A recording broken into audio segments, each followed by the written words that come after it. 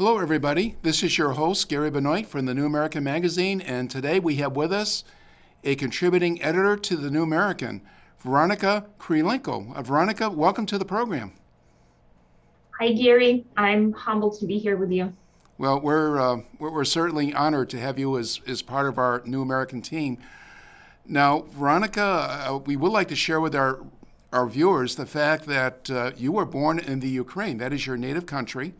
Mhm. The United States of America, where you live today, is your adopted country. But how old were you when you left Ukraine to come to the United States? And what do you remember about life in Ukraine?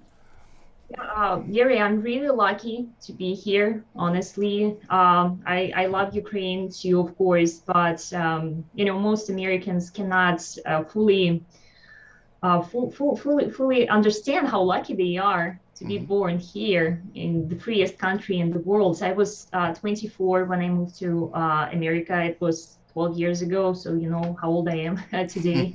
So, like most of the countries, Ukraine has its nice places where people live better lives and have decent jobs. And of course, there are places that one should avoid. I was born and raised in the south of the country in a large city called Odessa. It's on the Black Sea. Um, that city was built by the European architects that were once invited by the Russian Empress Catherine the Great back in 18th century. Because of its location, it's also a large port. So thanks to trade, the city where I grew up was considered wealthy. It has also been historically influenced by many cultures and languages, and it is very diverse. It's a true melting pot. So this fusion has been great for the cultural enrichment of the city and the whole region. It's been great for economic prosperity as well, but not all Ukraine is like that. Ukraine it is known. It's a divided country, and this is the key reason of all of its political and all other troubles. So there is one important point, Gary, that I would like to clarify. Most of the Western observers believe that Ukraine is divided on East and West, or between Ukrainians and Russians, and this is not entirely correct. So the true division line is running deep through the heart of the southern and eastern regions, while western and central regions come across as the rather uniform painted landmass. The east and south are a patchwork of languages, ethnicities, and political attachments too. So this contrast, it's not surprising to those at least remotely familiar with Ukraine's history in the 19th century. So the center of the country was the main arena of the Ukrainian independence struggle in 1917 and to 1919. And the Western regions have remained outside of the Soviet sphere of influence until World War II. It did not make a lot of time in those parts of the country to revive the strong feeling of the national identity after the collapse of the Soviet Union, albeit sometimes this identity was built on outdated myths and perceptions more fitting in the 19th century context than in the modern day Europe. So, what they believe is an archaic nationalistic utopia where ethnic Ukrainian elite governs the secondary ethnicities like Russians, Hungarians, Jews, and all others. Also, while they are perceived very often as pro-European forces, it could not be further from truth. Perhaps the only attractive feature of the West that they'd like to see in Ukraine is a consumerism, believe it or not. They want to drive nice cars and have the latest version of iPhone, but they generally lack this, what Max Weber called the Protestant ethics and the spirit of capitalism that arguably were, cornerstones of the West as we know it today. So, as for the South and the East, they have been on a quite different trajectory. So, these thoroughly urbanized areas have more ethnically diverse populations with a significant share of working class. And for these people, the fall of the communist system left a much bigger void. Most of them had wholeheartedly embraced the idea of the new independent Ukraine initially, but after some time, they many felt and they still feel alienated and unconvinced. So their lives did not become much better in independent Ukraine. And culturally, these people are not compelled by the prospect of adopting a new set of nationalist heroes in place of the old Soviet ones that turns out, to be a complete disappointment. And in addition to that, there have been constant infringements on the use of Russian language, which is, dominant in that region, and it has been so for centuries. I mean, I grew up speaking Russian, and even though I'm fluent in both Russian and Ukrainian, I never speak the latter. And I've never been a huge fan of Putin regime, of course, which is, this year it's turning 20, I believe. But I've always liked the country, and I have a tremendous respect and admiration for its culture. My dad is from Russia, by the way, and it's a huge part of me. And I speak I speak Russian to my children too. They're being raised bilingual, and this is the way I want them to be. So therefore, Ukrainian existential challenge. It's not a competition of two equally developed paradigms, say pro-European and pro-Russian. Instead, it's a dual challenge faced by a country, while the West and the center must find courage to break with the old dogmas and modernize the national vision to make it more compelling and inclusive for the East and the South. The latter must step, I would say, out of its lethargy and join efforts with the former in shaping the future of Ukraine. In other words, what we see is not a quarrel of ethnic groups, but it's a nation struggling to mature and find its unifying idea. And what else I would like to add, that what unites both sides is a Christian faith.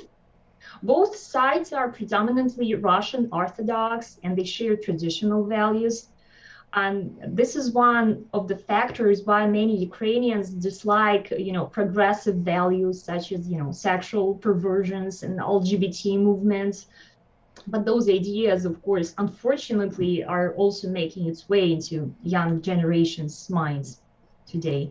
Mm-hmm. Now, I know, Veronika, that you are a linguist. And by the way, I really appreciate that background that you provided, because I know almost nothing about Ukraine, and I'm sure for Americans in general that is the case. But you are a linguist. You have a PhD. Did you get that PhD in Ukraine? Yes, I did, Right. Gary. I studied political science. Well, I always wanted to be a doctor, a medical Mm-hmm. doctor, but because Ukraine is so corrupt, to get into the medical institute, you should have bribed the commission, and we didn't have this kind of money. So this is why I picked political science. Right. Now, you mentioned in your summary that there is an effort in Ukraine to discourage people from learning the Russian language. You are fluent in both Russian and Ukraine, and you said you spoke Russian, as a child. What would happen today if you were living in Ukraine today? Would it be possible for you to accomplish today what you did when you were growing up? Well, certainly, but young people can now only use Ukrainian in schools. When I was growing up, we spoke. All of the teachers spoke Russian to us, and Mm-hmm. even in the universities, and it was early 2000s. Many of them would still speak Russian, and today it is not allowed. They all need to use Ukrainian. And it is very sad because scientifically wise, a huge chunk of the scientific literature, it's not translated into Ukrainian. You can only access it in Russian or English, or maybe some other European language like Mm-hmm. German or French. But neither German nor French nor even English is being taught in Ukrainian schools. I mean, English is, but you would get maybe a couple of hours of English lessons in secondary and then high school. That's it. It's not enough for an average Ukrainian child to really learn some other languages other than Ukrainians. And this is why they suffer academically today.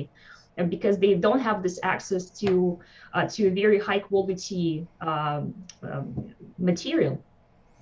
Now, you mentioned too that there was not a huge difference for the people after the demise of the Soviet Union. What kind of freedoms did people have when you were living in Ukraine? What kind of freedoms do they have today? Because I know you're still in contact with relatives and friends in Ukraine, but how free are the people today compared to, let's say, the Western tradition that we've had in the United States, your adopted country? Well, yeah, people got freedom, but unfortunately, this freedom has been misused against them. And let me explain you what happens. So Ukraine became independent in 1991, and its political elite has been a disappointment. And if you compare the key data of 1991 to data today, you'll see that the population of Ukraine has shrunken by 15 million. Wow. Life expectancy dropped dramatically.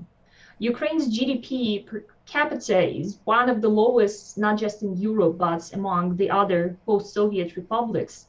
So today's Ukraine is, I can tell you that it's a failed state. And that's a shame because Ukraine sits on the world's best and most fertile lands and has lots of natural resources. Uh, so what happened? And one should keep in mind that Ukraine got a very substantial financial support from West, and still it failed. So how can it be possible? So Ukraine's post-Soviet elites were often intertwined with criminal groups, and the first years of independence saw Ukraine transitioning to a market economy with the rapid privatization of state-owned assets, as you can imagine. The Ukrainian plants and large state-owned businesses were sold very cheaply to very few people, and those few became fabulously rich. Instead of using its wealth for something good, those people only focused on further enriching themselves. And many of them had very strong ties with Russia, of course. So another very important point here, I think, is that there is a very distinct feature of the post-Soviet mentality that many Westerners may not be aware of. So here in the West, people view money as a tool to get more power and influence over others. So power is the ultimate goal. And in the post-Soviet countries, it is the other way around. Political power is considered a valuable tool to make more money. If you're not affiliated with the ruling party, you can never get really rich. And if you're not rich, then you're an outcast and the loser.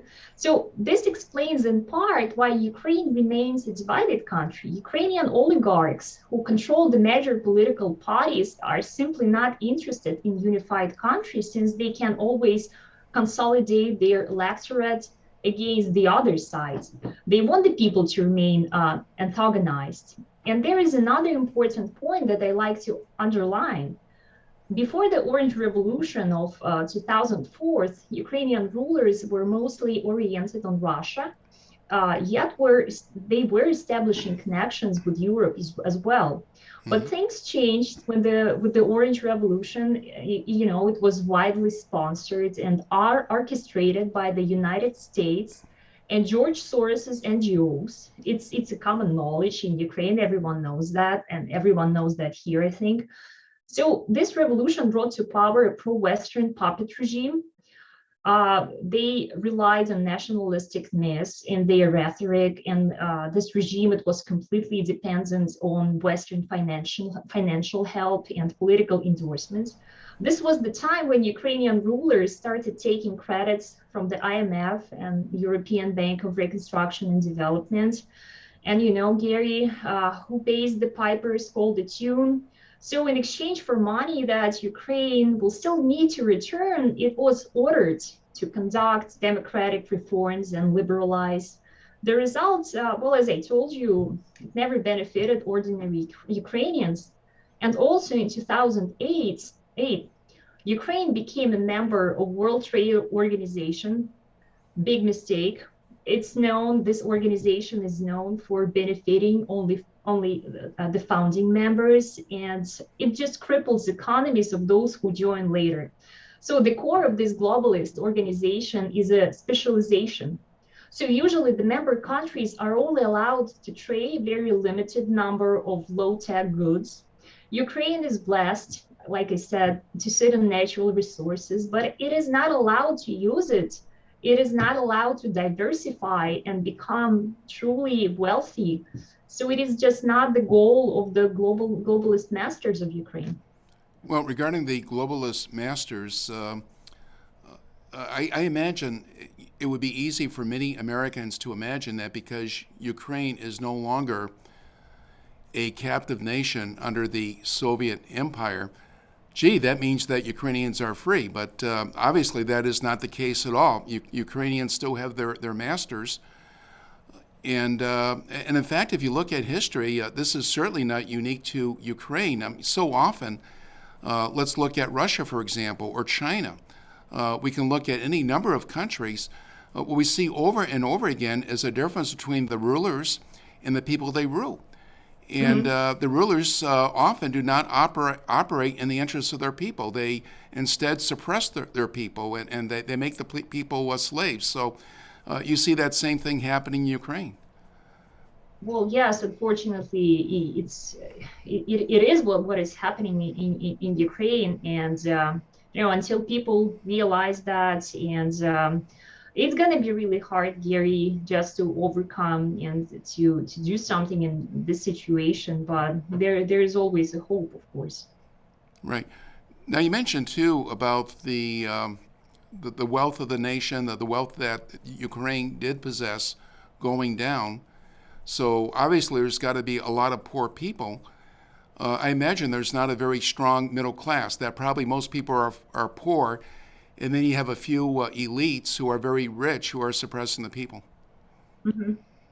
This is correct. This is a correct assessment. Right. Now, do you envision the elites in Ukraine working together, working hand in glove with elites in other nations to destroy freedom, not just in Ukraine but worldwide? Well, I do not want to sound like a conspiracy theorist, but we see that it is happening, and it's a huge problem for people around the globe, and Right. we see, it's like you said, it's happening everywhere. It's happening in Russia. It's happening here in America. The elites seem to be very alienated from the needs of ordinary people, and you see they're spending money on something that people do not need. They here in the U.S., we spend money, I don't know, on CRT training and some, crazy stuff. But this is not what people need. We would, go to Ukraine and defend its border, but they would not do anything to the illegal aliens pouring through the southern border. I mean, it's just very obvious for many, and I think this is great that so many people are waking up and see what's truly going on. Right. Now, you mentioned conspiracy theory, and there certainly are conspiracy theories, and certainly conspiracy theories that are absolutely untrue, absolutely false. And the biggest whopper I know of is actually a conspiracy theory that comes from the left, and that is the claim that Putin put Trump into the White House. I mean, that is absolutely crazy. But there are conspiracies, and there are facts. So, in light of that, let me ask you this question. There was an article recently that appeared in the Epoch Times, and the article reported, it said it was based on reports. The Epoch Times was not claiming that this happened, but that they said it was reported that artillery shelling has recently taken place in eastern Ukraine, and that was blamed on Russia. What do you know about that? And in fact, how do we know what is actually happening? Because we hear all these conflicting reports. Well, exactly. All these conflicting reports. We cannot know for sure who is responsible for that. So Ukraine accuses Russian separatists in self-proclaimed Eastern republics that they did it to a kindergarten, and you've seen the picture. It's really terrible, and I think 4 people died during that accident. They do not report whether they were children or adults, but it doesn't matter. They were there in that kindergarten. So the rebels, in turn, or the separatists, as you know, our media calls them, and Ukrainian media does too. So they in turn deny the allegations, and they blame Ukrainian forces for violating ceasefire agreements. And we will never know who started it first. You know, German Chancellor Otto von Bismarck, he once said that people never lie so much as before an election, during a war, or after a hunt. And it is very true, I think. So what we can do, Gary, is we can try to analyze the motives of the participants and perhaps look at the large picture. So the Right. main media here in America and top people in the Biden administration, like National Security Advisor Jack Sullivan and Secretary of State Tony Blinken, um, they have setting dates for the Russian invasion a couple of times already. So those dates passed and nothing happened. So what I think, honestly, war in Ukraine would not benefit Russia. And here's why. So when Russia annexed Crimea in 2014, as you can remember, it could just as easily annex those rebellious Eastern republics, but it never did. So we used to think of modern Russia and not as just another form of the Soviet Union, and we think of Putin as of a brilliant strategist, but this is not the case. You know, some US government officials are concerned that Putin is trying to restore the Soviet Union. They generally ignore that such a restoration would require far more than military expansion. And I don't know why it's not obvious. It would require a radical transformation of the whole contemporary Russian system of power. There is no doubt that Russia remains a very strong regional power with a significant power projection capability. It has nuclear weapons, of course, and a very strong military, but it's not enough to be great. So let us hypothetically assume, as many have, that Russia can defeat the Ukrainian army and occupy a large part of Ukraine. The question is what to do with this part of Ukraine. A couple of problems arise. First, it is very likely, what's very likely is a massive Ukrainian guerrilla war against the Russian army. Another problem is that the Russian state has little to offer Ukrainians as well as to the world. Today's Russia does not offer anything like the universal progressive project that once attracted third world countries and mass movement to its side, like in the Soviet times. And it's like a bully who tries to make friends by beating people up. But would you be friends with someone who does it to you? I doubt it. So Ukraine does not want to be friends with a bully. Third, Russia is not ready to bear the cost of military invasion. Its economy is already in deep trouble. It's in shambles. Much like Ukraine, Russia has built a crony capitalism that only benefits a few. And these people, these Russian oligarchs, they are not interested in strategic investments, and they prefer buying luxury estates in London, New York, and Miami. And also they like to buy soccer teams and private jets, other accessories. They will not be building schools and hospitals in Ukraine. They are just not this kind of people. And then another thing, the new Ukrainian government would immediately fall under Western sanctions, and it will have to be formed from people who do not have much property in the West. And there is not much choice in the Ukrainian political elite. They're all connected to the West.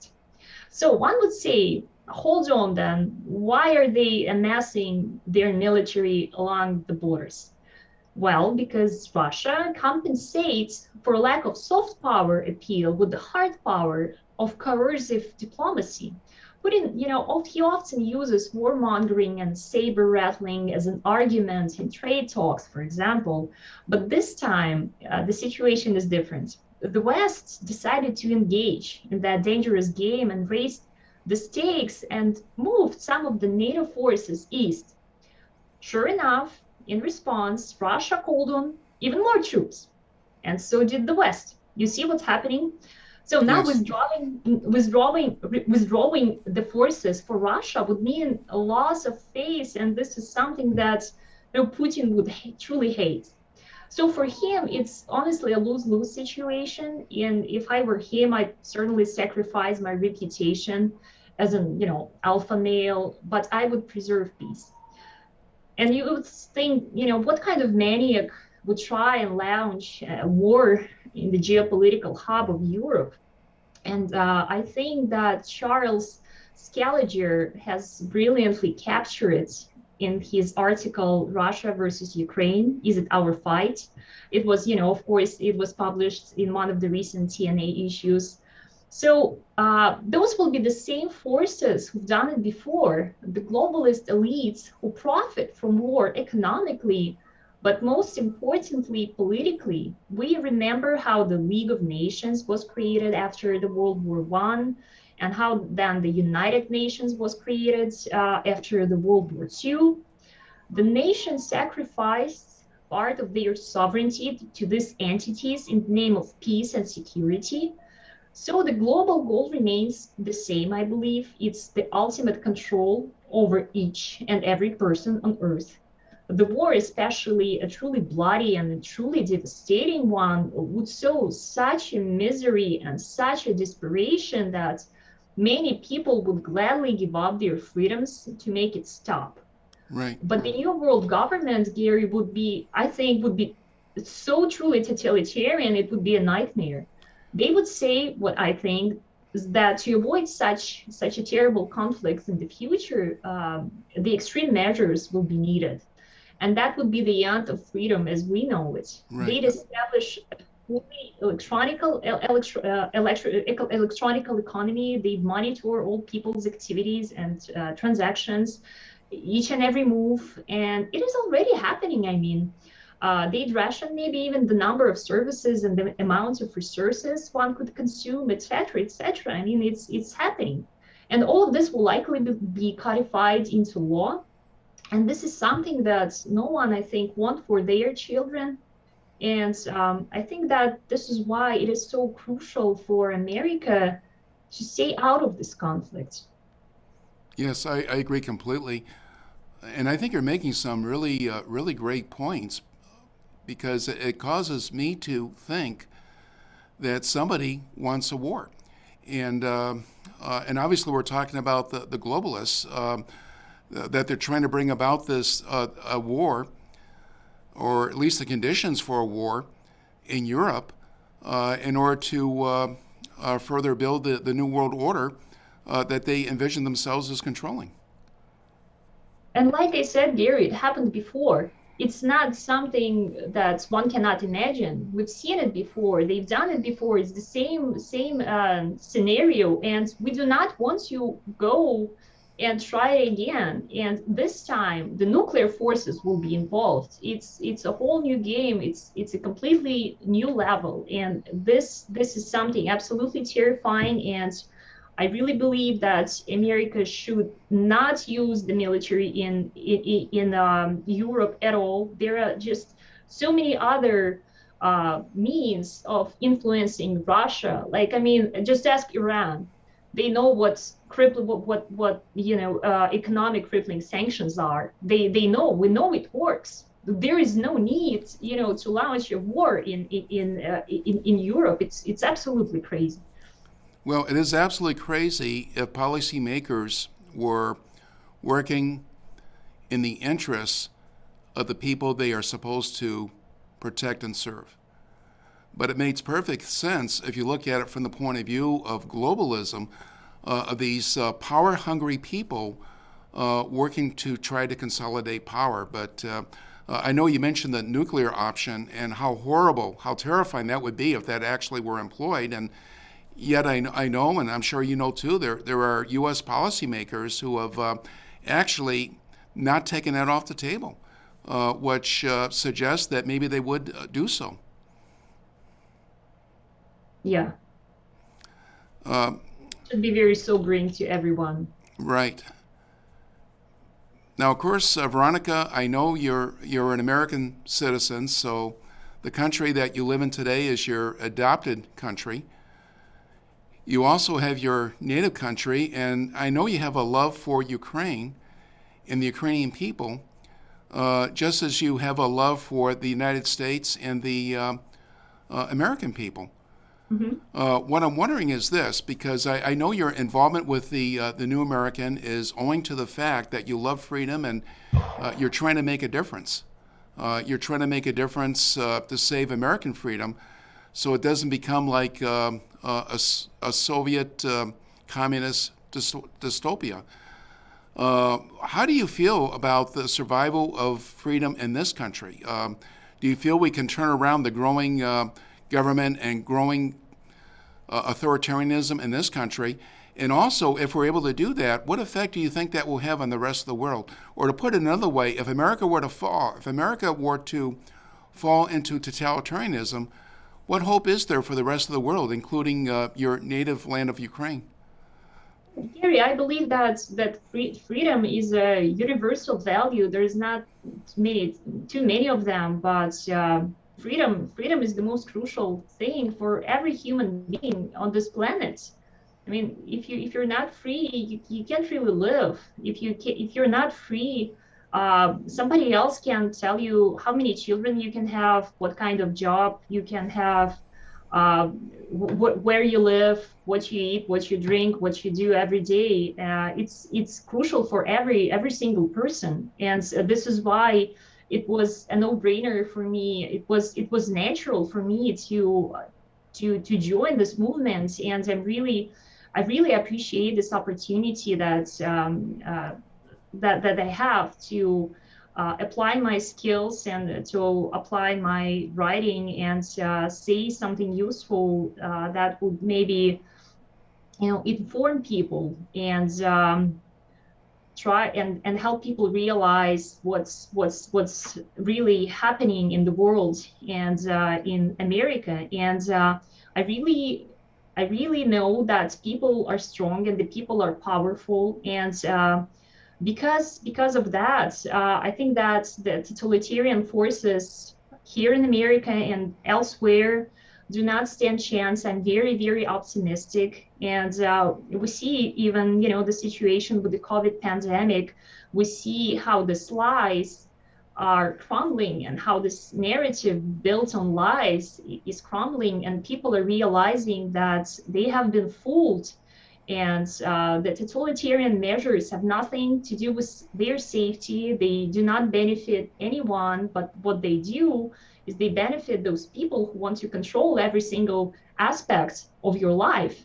And we see what is happening in Canada with this powerful movement that is turning and changing the policies in this very totalitarian, I think, country.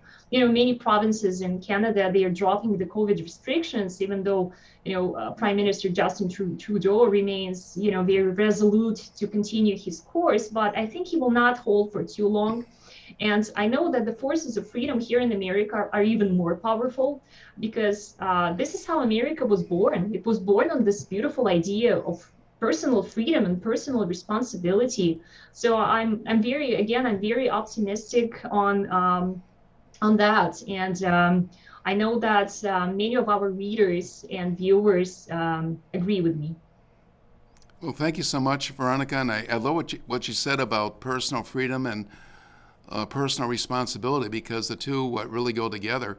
And as a matter of fact, the slogan for the parent organization of the New American Magazine, the parent organization being the John Birch Society, which has been in existence since 1958 to inform the American people and get involved to save our freedoms. That slogan is less government, more responsibility, and with God's help, a better world. Is there anything you'd like to add, Veronika, or do you think we're all set? Well, I just wanted to thank you, Gary, for this opportunity. Well, thank you so much, and we're so glad to have you part of the team. God bless you. Thank you, you too. Thanks.